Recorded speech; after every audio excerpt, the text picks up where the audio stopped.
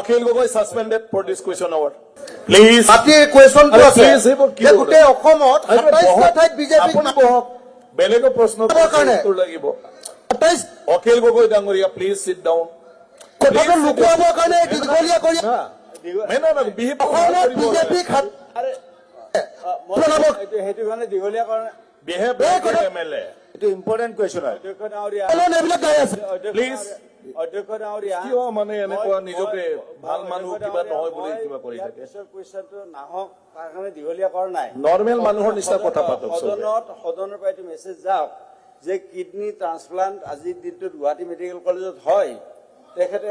হয় আজিৰ দিনটোত হয় এইটো কথা অসম মানে জানক যে কিডনী ট্ৰান্সপ্লান্টেশ্যনৰ কাৰণে মানুহ কেলকাতা যিখন আমাৰ হস্পিটেল আছে তাত বা চেন্নাইত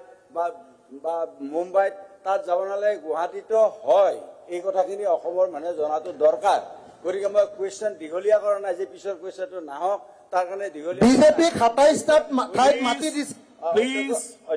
আপোনাৰ অধ্যক্ষ ডাঙৰীয়া প্লিজ আপোনাৰ কুৱেশ্যন নহয় অধ্যক্ষ ডাঙৰীয়া আপুনি অধ্যক্ষ Akhil Gogoi suspended for this question hour.